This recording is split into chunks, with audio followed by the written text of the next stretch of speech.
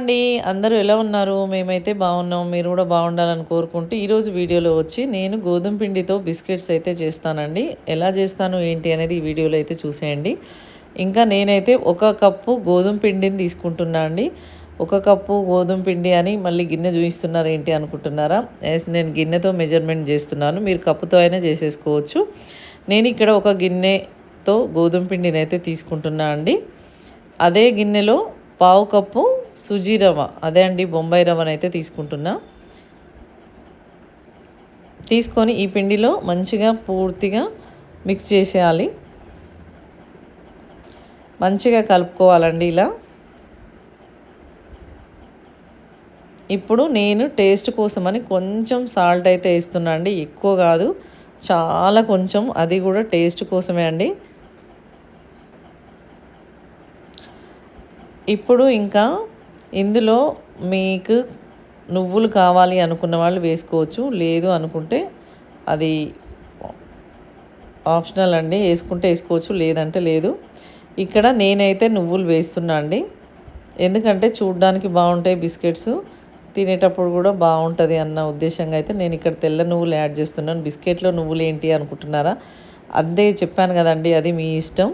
మీకు ఇష్టం ఉన్నవాళ్ళు వేసుకోండి, లేదు అంటే అవసరం లేదు. నేనైతే చూడ్డానికి బాగుంటాయి అన్నట్టుగా నేనైతే వేసుకుంటున్నాను ఇందులో. ఇంకా ఇందులో వచ్చి నేను నెయ్యి వాడుతున్నాను. మీ ఇష్టం, మీరు నూనెనైనా యూజ్ చేయొచ్చు. నేను నెయ్యి అయితే కొంచెం కొంచెంగా వేసుకుంటూ పిండిని అయితే కలుపుకుందాం అనుకుంటున్నా అండి. ఎందుకంటే నేను కూడా ఫస్ట్ టైం అండి ఇవి చేయడము, ఇంతకుముందు ఎప్పుడు చేయలేదు. అందుకే ఎలా వస్తాయో ఏంటనేది కొంచెం కొంచెంగా వేసి ట్రై అయితే చేస్తున్నాను నేను. ఇప్పుడు ఇంకా సరిపోలేదు కాబట్టి ఇంకా కొంచెం నెయ్యినైతే యూజ్ చేస్తున్నా నేను ఇక్కడ. మరీ ఎక్కువైనా బాగుండదండి, అందుకనే చూసుకుంటూ వేయాలి. ఒకేసారి వేసేయకుండా చూసుకుంటూ కొంచెం కొంచెంగా వేసుకుంటే మనకి ఎంత కావాలో అంత సరిపోయేలాగా చూసుకోవచ్చు. ఇలా కలిపిన తర్వాత మంచిగా స్మూత్గా కలిపిన తర్వాత మనం చేయితో పట్టుకొని పిండిని ఇలా ముద్దలాగా చేస్తే అలా అవ్వాలి అండి. అప్పుడు పర్ఫెక్ట్గా వచ్చినట్టు.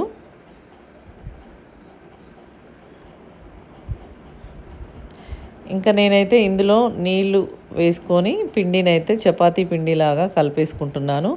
వాటర్ కూడా ఒకేసారి వేయకుండా కొంచెం కొంచెంగా వేసుకొని కలుపుకుంటే పిండికి మనం ఎంత వాటర్ కావాలో అంత చూసుకొని కలుపుకోవచ్చండి.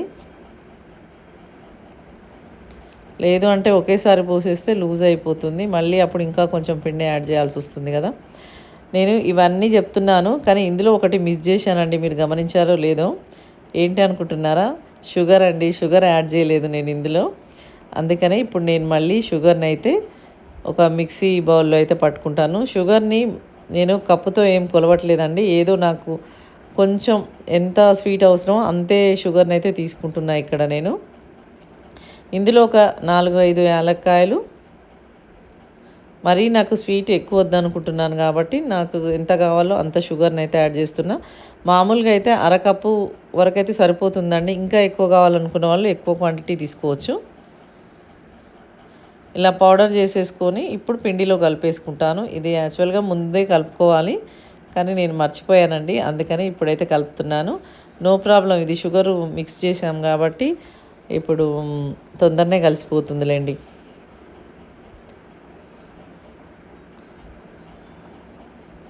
నేను ఎంత కావాలో అంత వేసేసుకుంటున్నా అండి. నాకు మొత్తం కూడా ఏం పట్టలేదు.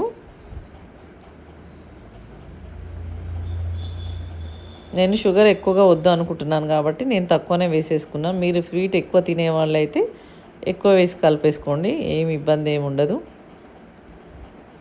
ఇందులో మంచిగా కలిసిపోయిందండి గోధుమ పిండిలో. నేను ముందుగా తడిపినా కానీ ప్రాబ్లం లేకుండా మంచిగా కలిసిపోయింది పిండిలో. ఇలా స్మూత్గా కలుపుకోవాలండి పిండిని. మంచిగా చపాతీ ఇలా నొక్కితే ఇలా రావాలి. చపాతీ పిండి కన్నా కూడా స్మూత్గా రావాలి అండి. మనం ఇలా అంటే చేతికి అంటుకోవట్లేదు చూడండి, అంత బాగా అంత స్మూత్గా కలుపుకోవాలి. ఇలా నేను కాసేపు పక్కన పెట్టించుకున్నాను.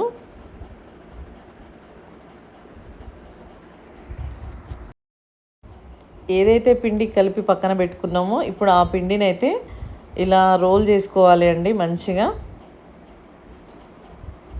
మనం చిన్న చిన్న బిస్కెట్లు కావాలి అనుకుంటే చిన్నగా రోల్ చేసుకొని మన ఇష్టం ఏ షేప్లో అయినా కట్ చేసుకోవచ్చండి. అది మన ఇష్టం. ఇంకా నేనైతే ఇలా కట్ చేసుకున్నాను.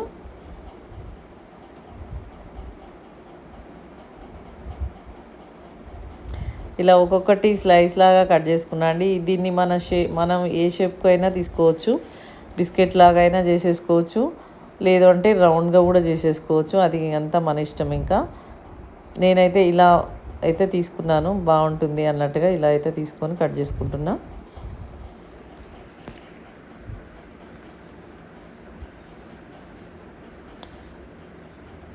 ఇలా అన్నీ కట్ చేసుకున్న తర్వాత మీరు ఫోర్క్తో కానీ లేదంటే ఏదైనా డిజైన్ లాగా చేసుకోవాలనుకుంటే చేసేసుకోవచ్చు అండి. ఇప్పుడు నేనైతే ఎలాంటి డిజైన్స్ అయితే చేయట్లేదు ఇక్కడ.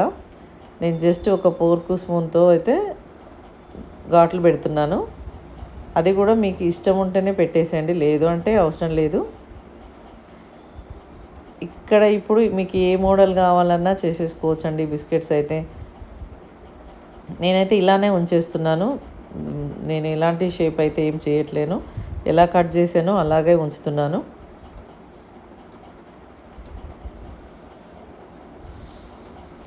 కావాలి అంటే మీరు రౌండ్గా కూడా చేసేసుకోవచ్చు అండి. ఇందులో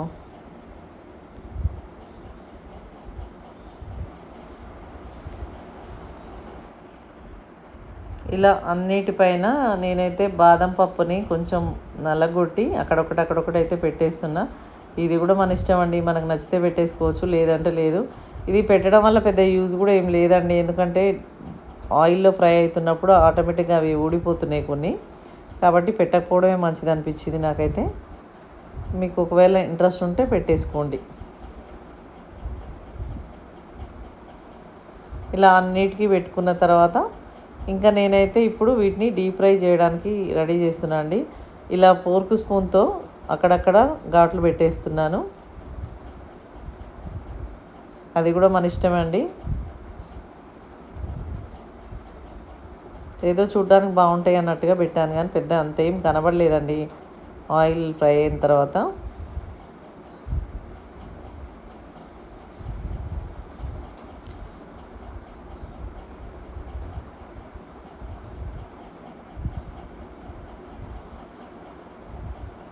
ఇలా అన్నిటికీ పెట్టుకుంటూ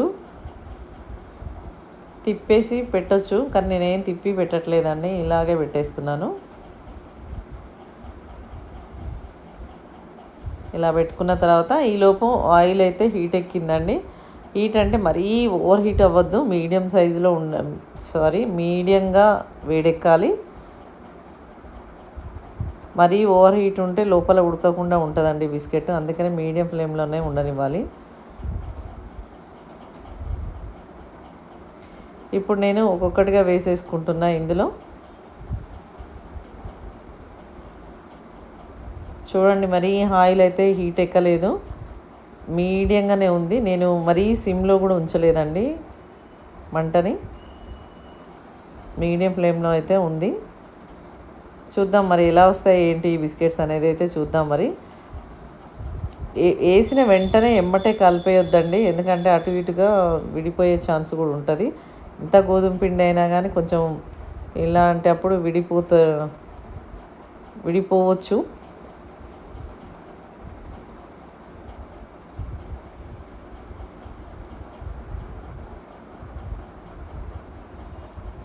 ఇప్పుడైతే నేనైతే తిప్పేసుకుంటున్నా అండి వన్ సైడు. మరీ థిక్ బ్రౌన్ వచ్చేదాకా కూడా ఏం అవసరం లేదండి, మనకు నార్మల్ బిస్కెట్ కలర్ వచ్చేస్తే సరిపోతుంది ఇక్కడ.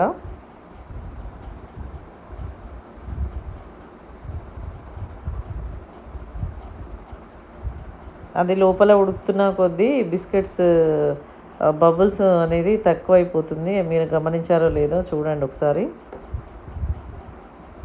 ఇందాక వేసిన వెంటనే చాలా బబుల్స్ వచ్చాయి కదా, ఇప్పుడు లేదు అంటే లోపల ఉడికిపోతుంది అని అర్థం. అటు ఇటు టర్న్ చేస్తూ కలుపుతుండాలండి, ఎందుకంటే అప్పుడే సమానంగా కాలుతాయి ఇవి. అలా వదిలేస్తే ఒకే సైడ్ ఎక్కువ గాలి ఒకే సైడ్ తక్కువ కాలుతాయి, అప్పుడు బాగుండవు చూడడానికి కూడా.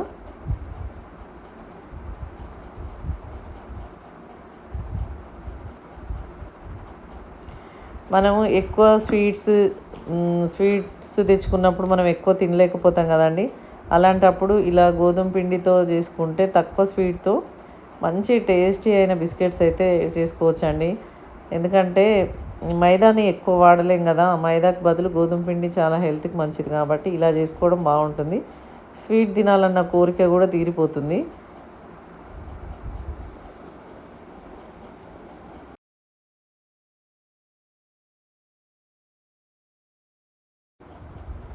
ఇంకా అయిపోయిందండి, ఇంకా రెడీ అయినాయి. ఇంకా మనమైతే తీసేసుకుందాం.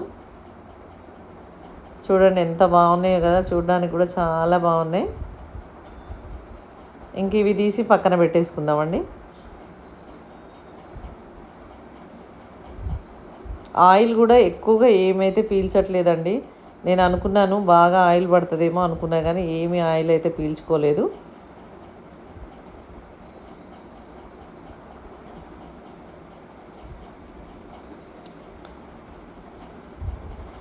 నెక్స్ట్ ఉన్నవి కూడా వేసేస్తున్నా అండి ఇందులో. ఇంకా ఇలా అన్నీ మన కాడ ఎన్ని ఉంటే అన్నీ వేసేసి ఇలా డీప్ ఫ్రై చేసేసుకోవడమే. ఇంకా